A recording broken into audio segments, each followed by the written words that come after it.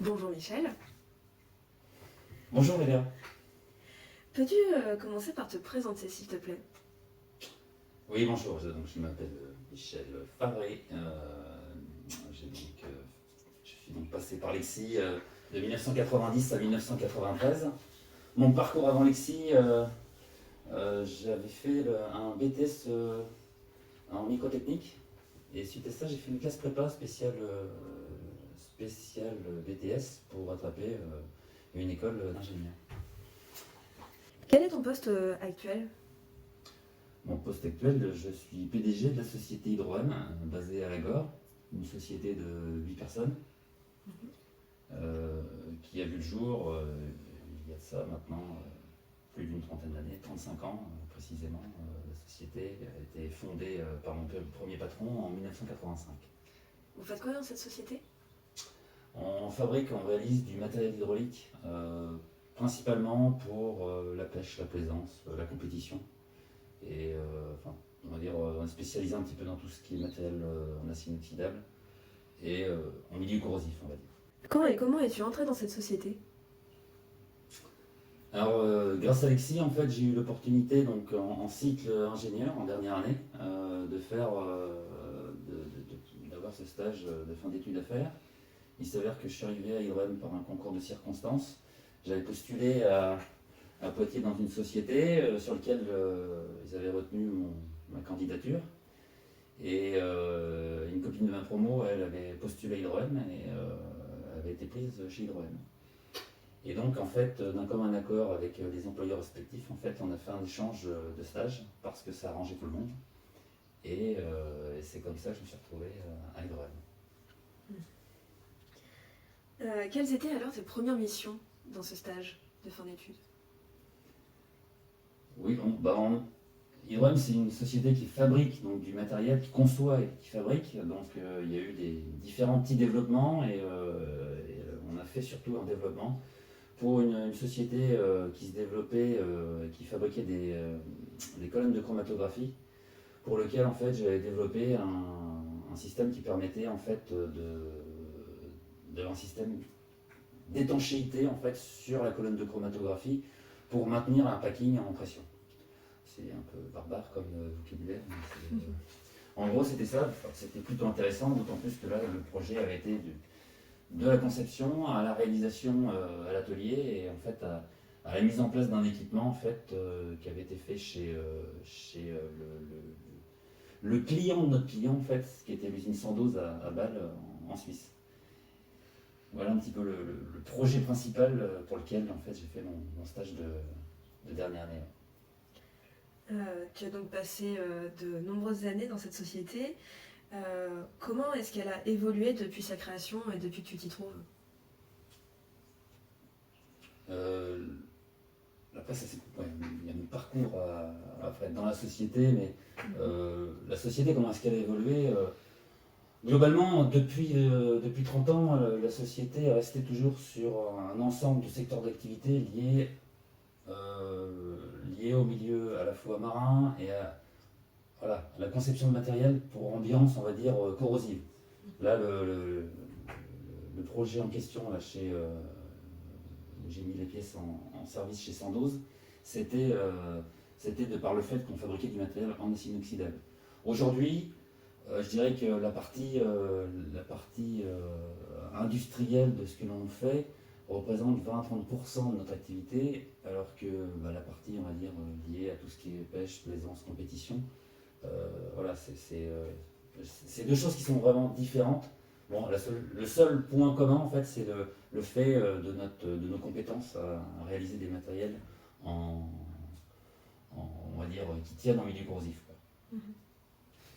Peux-tu nous développer un peu ton évolution au sein de cette société où tu es passé de stagiaire à PDG?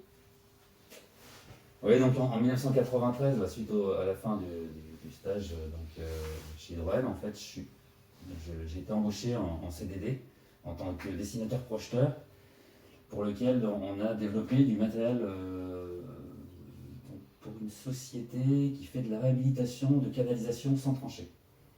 Et là, on a développé un robot qui allait dans les égouts, en fait, qui permettait de refaire les piquages des riverains après que le client ait posé la chaussette en composite pour réhabiliter la tranchée.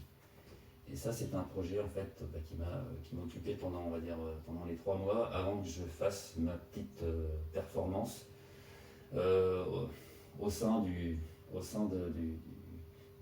mince, de l'armée dans l'aviation. Suite à cette période d'armée, en fait, la société a engrangé des marchés de développement, de conception, de réalisation, de distribution pour l'industrie pétrolière. On a équipé une plateforme qui s'appelait Nkosa, qui est partie au large du Congo. C'était pour Elf. Et ils avaient tout un tas de développements de matériel inox pour lequel, en fait, ça a été la principale raison pour laquelle j'ai été embauché chez Hydroen. Et donc là, j'ai été embauché en tant qu'ingénieur, on va dire, conception, enfin bureau d'études, conception et développement. Et en fait, on a fait en même temps la société de 8-9 personnes. On faisait tout le suivi depuis donc, la conception, la réalisation, la mise en place et les essais chez les clients. Donc là, travail d'ingé. Peut-être 4 ou 5 ans après, j'ai pris en 2002 le poste de directeur technique. Et donc après en 2006, la société a eu des difficultés. Et donc c'est un collectif de salariés qui a repris cette société, dont j'ai été gérant donc, depuis 13 ans. Et l'année 2020 a été le changement. On a voulu, pour des raisons administratives, en fait, passer en SAS. Et ce qui m'a conféré en fait, le poste de président, directeur général. Pourquoi entre guillemets? Voilà, c'est un statut, c'est pour moi c'est pour des conditions en fait salariales que j'ai voulu que la société évolue en SS. Voilà. Quel est ton regard sur ton parcours? Maintenant que tu nous l'as développé, toi, qu'est-ce que tu en penses? Parce que c'est quand même assez remarquable de passer du bas de l'échelle en tant que stagiaire à président directeur général d'une société de 8 salariés, c'est bien ça?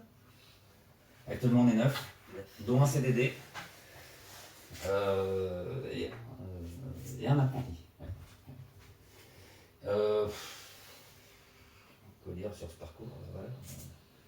On peut dire que certains diront que j'ai peut-être un peu végété dans le même domaine. Maintenant, je me suis aussi spécialisé dans l'hydraulique, qui n'était pas forcément un métier dans lequel j'excellais à la base. Bon, je dis toujours pas que j'excelle parce qu'on en apprend tous les jours.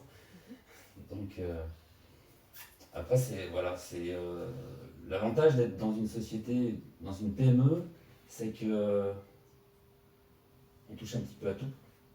Et puis, on peut suivre toute une évolution, depuis la définition du cahier des charges avec le client, jusqu'à la livraison du matériel, les essais, les retours sous garantie. Non, ça n'existe pas chez Hydroen. Oui, non, c'est le côté qui me plaît moi, dans cette société. La polyvalence. Polyvalence, oui. Ouais. Tu es fier de ton parcours aujourd'hui?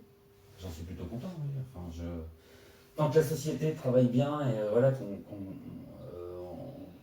on a une bonne réputation actuellement, voilà, j'espère que ça va continuer dans le temps. Bien que ce soit une petite société, elle a dû traverser un bon nombre de crises internes et externes au cours de ces dernières années. Quelle est sa force selon toi? Ouais, indirectement, je pense qu'on a déjà un petit peu répondu aux questions. Mais effectivement, ça va être la force d'Hydroel, c'est pour passer les différentes crises qu'on a pu avoir à droite ou à gauche, ça a été d'être à cheval sur différents secteurs d'activité, aussi bien industriels que la pêche, le nautisme, et, on va dire la voile et partie plaisance, et aussi après avoir une certaine notoriété aussi. Et je pense que c'est vrai que tout ce qui est domaine de compétition, la course au large, nous a donné une image qui fait que le bouche à oreille et la communication s'est faite naturellement, quoi. Et les clients sont reviennent chez nous, on va dire, par connaissance, principalement. Ils sont satisfaits de votre travail. J'espère. Quel est ton meilleur souvenir sur ton séjour à Hydro-M? Alors, un des premiers souvenirs que j'ai, effectivement, c'était. On a en 1993 développé le premier équipement de quille pendulaire sur un 60 pieds IMOCA. C'était pour le bateau donc écurie Poitou-Charentes d'Isabelle Autissier, qui avait été fabriqué chez Marc Panta à l'époque. Là j'étais donc en stage pour Hydro-M et la mise à l'eau du bateau a été programmée. On avait prévu en fait sur l'élévateur à bateau qui allait mettre le bateau à l'eau, de monter dans le bateau avant qu'il ne soit mis dans l'eau. Pour faire un essai justement de cette quille pendulaire, voir comment ça se comportait un petit peu sur les sangles, sans aller bien sûr sur les angles maxi. Et donc chemin faisant, on a fait un petit peu d'acrobatie pour monter dans ce bateau qui était accroché à 5 mètres d'eau. C'est-à-dire qu'un IMOCA, il y a un vol de quille de 4,50 m avec un bulle de 3 tonnes en bas. Et donc on a fait nos petits essais, on est redescendu et après je me suis mis sur le quai et l'élévateur à bateau ou la grue de mémoire ont mis le bateau à l'eau. Et ils avaient le tissier qui était à bord, donc j'étais sur le quai, me lance une amarre et puis là j'étais comme une poule devant un couteau. Parce que je ne savais pas ce qu'il fallait faire pour amarrer sérieusement le bateau. C'est là qu'elle m'a dit, mais Michel, tu te fais pas suer, tu fais une demi-clé. Et là je l'ai regardé, elle a compris que je ne savais pas non plus que c'était qu'une demi-clé. Et donc elle m'a dit, c'est un demi-lacet de chaussures. Donc, bon bref, c'était un petit détail, mais c'est bien d'apprendre en plus avec des gens qui sont formidables comme Isabelle Autissier. Un bon souvenir. Tout à l'heure, j'ai aussi entendu parler d'un deuxième souvenir qui date de 2002. Est-ce que tu peux nous en parler aussi? 2004 peut-être. 2004 peut-être, ouais, 2004, effectivement, on a fait pareil sur la course au large. C'est vrai qu'il y a des expériences comme ça qui sont intéressantes. On avait révisé un équipement d'un trimaran en remorque. Alors il faut savoir que ces trimarans à l'époque c'était des bateaux qui allaient relativement vite et on avait révisé les verrins de galopant, donc qui inclinent de mât sur un trimaran en mât. Et on avait charrié un peu l'équipage en disant que c'était bien de réviser, mais c'était bien de nous inviter de temps en temps pour aller faire un tour, voir ce que ça donnait, quoi. Et l'équipe d'Antoine Coche, donc, qui nous avait sollicité, nous avait invités à Port-la-Forêt pour la première sortie après le chantier d'hiver. En arrivant à Port-la-Forêt, on a vu qu'en plus il y avait du vent qui était en train de monter, donc c'était plutôt... ça dépend de notre niveau, enfin le niveau de navigation, mais moi comme je pars d'un niveau très très bas, j'étais pas effrayé, mais enfin j'étais un petit peu réticent. Mais bon, on y allait pour faire un tour, donc il fallait pas reculer. Et donc on est monté à bord, on est sorti, et puis après en avant, tout vol dehors, Antoine Coche avait pris la balle. Et ensuite, c'est un petit jeune d'une vingtaine d'années qui a pris la barre, un petit blond, qu'on a retrouvé, 2012, 6 ans après. C'était François Gabard qui était à la barre du trimaran. Pardon. Et suite à une sortie de chantier, on ne sait toujours pas comment ça a été fait le chantier. J'étais un petit peu réticent, mais n'empêche que le bateau naviguait fortement bien. 23 nœuds de vent, on a fait une pointe de vitesse à 30 nœuds. Et quand on est à 5-6 mètres de haut sur le flotteur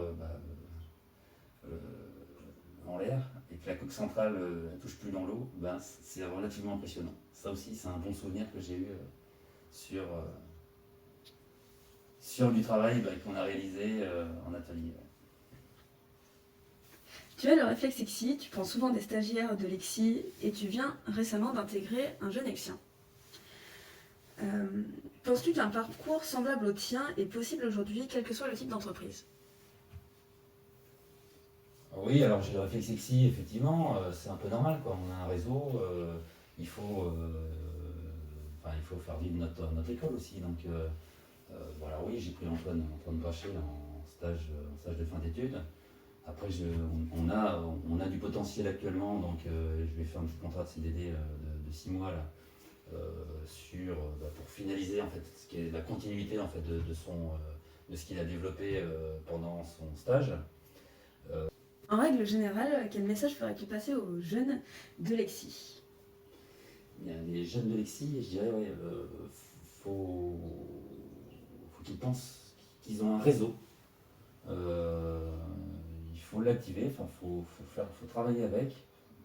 Je dis pas que systématiquement, voilà, le réseau des alumni peut tout faire pour eux, bien sûr. Mais voilà, on est une famille, il faut penser à avoir ce Réflexe. réflexe alumni. Et après voilà, courage et puis plein de motivation. Et puis il faut trouver, bah, s'épanouir enfin, trouver le métier dans lequel on va s'épanouir, quoi. C'est facile à dire, mais après il faut arriver à le mettre en adéquation. Et c'est un ingénieur, il sait toujours faire ça. Eh bien, mon cher Michel, sur ces belles paroles, je te remercie du temps que tu as accordé à l'association des ingénieurs Violet et Miexi. Et je te souhaite de belles années à venir et peut-être qu'un ingénieur reprendra ton flambeau d'ici quelques années. Bah, j'espère bien. Merci Eléa, merci à l'association des ingénieurs Violet et Violet Miexi. et Miexi.